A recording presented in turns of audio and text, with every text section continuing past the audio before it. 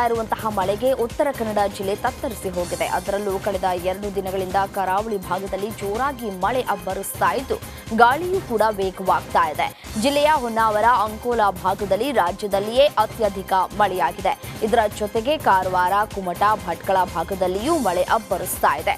ಆದ್ದರಿಂದ ಜಿಲ್ಲೆಯ 10 ತಾಲೂಕಿನ ಶಾಲಾ ಕಾಲೇಜುಗಳಿಗೆ ಜಿಲ್ಲಾಧಿಕಾರಿ ಲಕ್ಷ್ಮೀಪ್ರಿಯಾ ರಜೆಯನ್ನ ಘೋಷಣೆ ಮಾಡಿದ್ದಾರೆ. ಮಂಗಳೂರಿನಲ್ಲಿಯೂ ಕೂಡ ಮಳೆ ಬಿರುಸಾಗಿದೆ. ಮುಂಜಾಗ್ರತಾ ಕ್ರಮವಾಗಿ ಜಿಲ್ಲೆಯ ಎಲ್ಲ ಸರ್ಕಾರಿ ಅನುದಾನ ರಹಿತ ಪ್ರಾಥಮಿಕ ಪ್ರೌಢಶಾಲೆ ಹಾಗೂ ಪಿಯು ಕಾಲೇಜುಗಳಿಗೆ ರಜೆಯನ್ನ ಘೋಷಿಸಲಾಗಿದೆ ಅಂತ ಹೇಳಿ ದಕ್ಷಿಣ ಕನ್ನಡ ಜಿಲ್ಲಾಧಿಕಾರಿ ಮುಲ್ಲೈ ಮೋಗಿಲನ್ ತಿಳಿಸಿದ್ದಾರೆ. ಮಳೆಗೆ ತಗ್ಗು ಪ್ರದೇಶಗಳು ಮುಳುಗಡೆಯಾಗಿದ್ದು ಸಮುದ್ರ ತೀರ ಪ್ರದೇಶಕ್ಕೆ ಸಾರ್ವಜನಿಕರು, ಪ್ರವಾಸಿಗರು ತೆರಳುವಂತಿಲ್ಲ, ಮೀನುಗಾರಿಕೆಗೆ ಸಮುದ್ರಕ್ಕೆ ತೆರಳುವಂತಿಲ್ಲ ಅಂತ ಆದೇಶವನ್ನ ನೀಡಲಾಗಿದೆ. ಉಡುಪಿಯಲ್ಲಿ ಭಾರೀ ಮಳೆಯಾಗ್ತಾ ಇರುವ ಹಿನ್ನೆಲೆ ಹವಾಮಾನ ಇಲಾಖೆ ರೆಡ್ ಅಲರ್ಟ್ ಘೋಷಿಸಿದೆ. ಅಲ್ಲದೆ ಜಿಲ್ಲೆಯ ಎಲ್ಲಾ ಶಾಲೆ ಮತ್ತು ಪದವಿ ಪೂರ್ವ ಕಾಲೇಜುಗಳಿಗೆ ರಜೆಯನ್ನ ನೀಡಿದೆ. ಆದರೆ ಪದವಿ, ಸ್ನಾತಕೋತ್ತರ, ಎಂಜಿನಿಯರಿಂಗ್, ಐಟಿಐ, ಡಿಪ್ಲೊಮೊ ಕಾಲೇಜುಗಳಿಗೆ ರಜೆ ಇರುವುದಿಲ್ಲ ಅಂತ ಉಡುಪಿ ಜಿಲ್ಲಾಧಿಕಾರಿ ಡಾಕ್ಟರ್ ವಿದ್ಯಾಕುಮಾರಿ ಆದೇಶವನ್ನ ನೀಡಿದ್ದಾರೆ.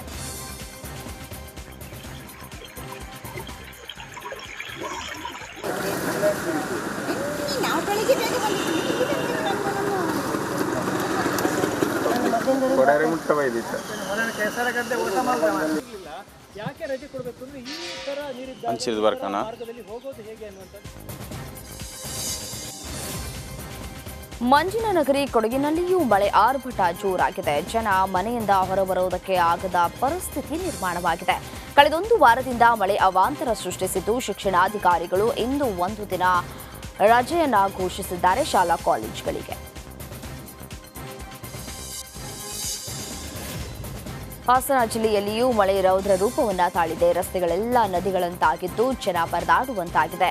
ಗಡಿ ಮಲೆನಾಡು ಭಾಗದಲ್ಲಿ ಹೆಚ್ಚಿದ ಮಳೆ ಹಿನ್ನೆಲೆ ಇಂದು ಶಾಲೆ ಕಾಲೇಜುಗಳಿಗೆ ರಜೆಯನ್ನು ನೀಡಲಾಗಿದೆ. ಸಕಲೇಶಪುರ, ಆಲೂರು, ಬೇಲೂರು, ಹಾಸನ ತಾಲೂಕಿನ ಪ್ರಾಥಮಿಕ ಹಾಗೂ ಪ್ರೌಢಶಾಲೆಗಳಿಗೆ ರಜೆ ಅಂತ ಹೇಳಿ ಸಾರ್ವಜನಿಕ ಶಿಕ್ಷಣ ಇಲಾಖೆ ಉಪನಿರ್ದೇಶಕರು ಆದೇಶವನ್ನ ನೀಡಿದ್ದಾರೆ.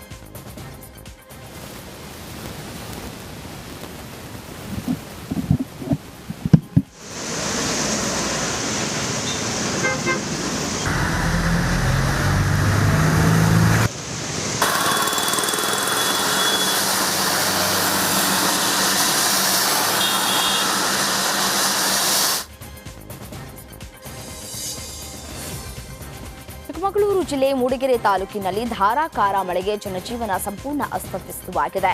ಚಾರ್ಮಾಡಿ ಘಾಟ್, ಕೊಟ್ಟಿಗೆಹಾರ, ಬಣಕಲ್, ಬಾಳೂರು, ಜಾವಳಿ, ಸಬ್ಬೇನಹಳ್ಳಿ, ಭಾರತಿ ಬೈಲ್ನಲ್ಲಿ ಭಾರೀ ಮಳೆಯಾಗ್ತಾ ಇದೆ. ಇದರಿಂದ ವಾಹನಗಳು ಸಂಚಾರ ಸ್ಥಗಿತ ಕೂಡ ಆಗಿದೆ. ಇನ್ನು ಗಾಳಿ ಮಳೆಯಿಂದ ಮಲೆನಾಡಿನ ಕುಗ್ರಾಮಗಳು ಕತ್ತಲಲ್ಲಿ ಜೀವನವನ್ನ ಸಾಗಿಸುವಂತಾಗಿದೆ.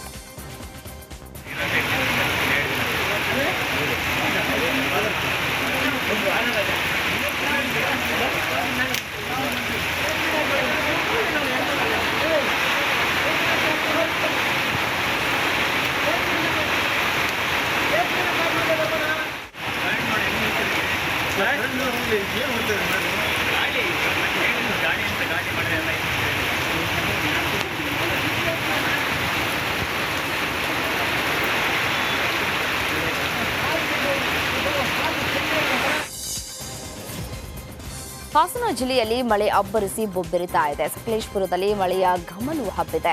ಮಳೆಯಲ್ಲಿ ಮಿಂದೆದ್ದಿರುವಂತಹ ಹೊಸಳ್ಳಿ ಬೆಟ್ಟ ಹಸಿರು ಸೀರೆಯನ್ನ ತೊಟ್ಟು ಕಂಗೊಳಿಸ್ತಾ ಇದೆ. ಮತ್ತೊಂದು ಕಡೆ ಇಂಥ ಪ್ರಕೃತಿ ಸೌಂದರ್ಯವಿರುವಂತಹ ಬೆಟ್ಟದಲ್ಲಿ ಪ್ರವಾಸಿಗರು ಮನಬಂದಂತೆ ವಾಹನ ಚಲಾಯಿಸಿ ಹುಚ್ಚಾಟವನ್ನ ಮೆರೀತಾ ಇದ್ದಾರೆ.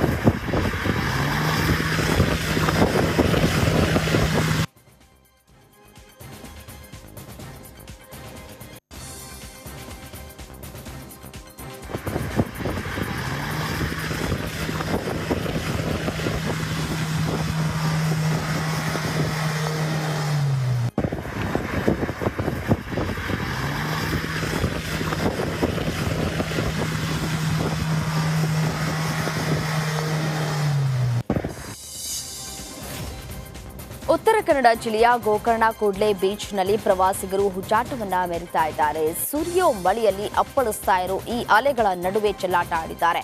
ಅಪಾಯ ಇದ್ರೂ ಈ ಬಂಡ ಪ್ರವಾಸಿಗರು ಕೈ ಹಿಡಿದುಕೊಂಡು ಸಮುದ್ರದಲ್ಲಿ ಮಸ್ತ್ ಮಜಾ ಮಾಡ್ತಾ ಇದ್ದಾರೆ.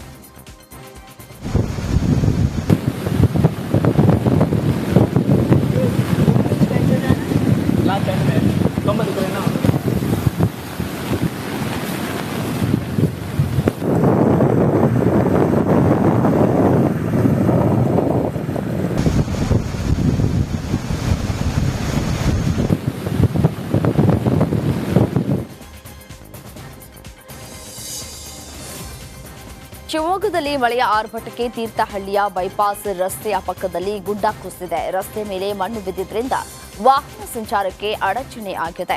ರಾಷ್ಟ್ರೀಯ ಹೆದ್ದಾರಿ ಪ್ರಾಧಿಕಾರದ ಅಧಿಕಾರಿಗಳಿಂದ ಮಣ್ಣು ತೆರವು ಕಾರ್ಯ ಕೂಡ ನಡೆದಿದೆ. ಸದ್ಯ ಬೈಪಾಸ್ ರಸ್ತೆಯಲ್ಲಿ ವಾಹನ ಸಂಚಾರ ತಾತ್ಕಾಲಿಕವಾಗಿ ನಿರ್ಬಂಧವಾಗಿದೆ. ಸಂಚಾರ ಬಂದ್ ಹಿನ್ನೆಲೆ ಕುರುವಳ್ಳಿ ಮತ್ತು ಬಾಳೆಬೈಲು ನಡುವೆ ವಾಹನಗಳು ಸಂಚರಿಸುತ್ತಿವೆ.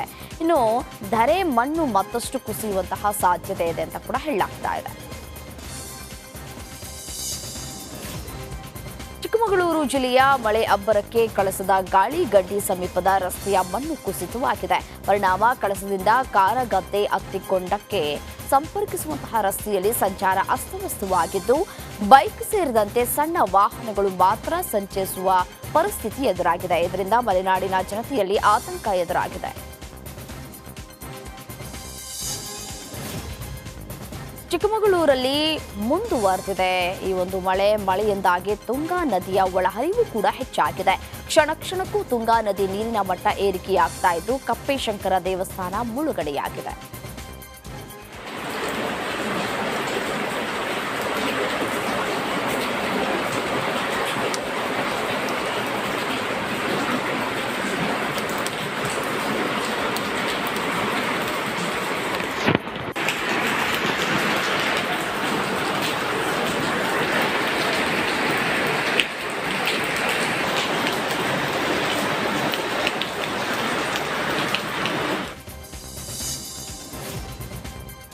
ಕಾವೇರಿ ಜಲಾನಯನ ಪ್ರದೇಶದಲ್ಲಿ ಮಳೆಯ ಆರ್ಭಟ ಹೆಚ್ಚಾಗಿದೆ. ಇದರ ಹಿನ್ನೆಲೆ ಕೆಆರ್ಎಸ್ ಡ್ಯಾಂನಲ್ಲಿ ನೀರಿನ ಸಂಗ್ರಹ ಹೆಚ್ಚಾಗ್ತಾ ಇದೆ. ಅಲ್ಲದೆ ಒಳಹರಿವು ಮತ್ತಷ್ಟು ಏರಿಕೆಯಾಗಿದೆ. 19,202 ಕ್ಯೂಸೆಕ್ ಹೆಚ್ಚಾಗಿದ್ದು 49.452 ಟಿಎಂಸಿ ಸಾಮರ್ಥ್ಯದ ಡ್ಯಾಂನಲ್ಲಿ 28.072 ಟಿಎಂಸಿ ನೀರು ಸಂಗ್ರಹವಾಗಿದೆ. ಧಾರಾಕಾರ ಮಳೆಗೆ ಕಲಬುರಗಿ ಜಿಲ್ಲೆ ತತ್ತರಿಸಿ ಹೋಗಿದೆ. ಅಫ್ಜಲ್ಪುರ ತಾಲೂಕಿನ ಗಾಣಗಾಪುರದ ಶ್ರೀ ಗುರು ದತ್ತಾತ್ರೇಯ ದೇವಸ್ಥಾನ ಸಂಪೂರ್ಣವಾಗಿ ಮುಳುಗಡೆಯಾಗಿದೆ. ಭಾರೀ ಮಳೆಯಿಂದ ದೇವಸ್ಥಾನದ ಹೊರಾಂಗಣ ಜಲಾವೃತವಾಗಿದ್ದು ಆವರಣದಲ್ಲಿದ್ದಂತಹ ಅಂಗಡಿಗಳಿಗೂ ಮಳೆ ನೀರು ನುಗ್ಗಿದೆ. ಇನ್ನು ದೇವಸ್ಥಾನದ ಒಳಗೂ ನೀರು ನುಗ್ಗಿದ ಪರಿಣಾಮ ಭಕ್ತರು ಪರದಾಟವನ್ನ ನಡೆಸಿದ್ದಾರೆ.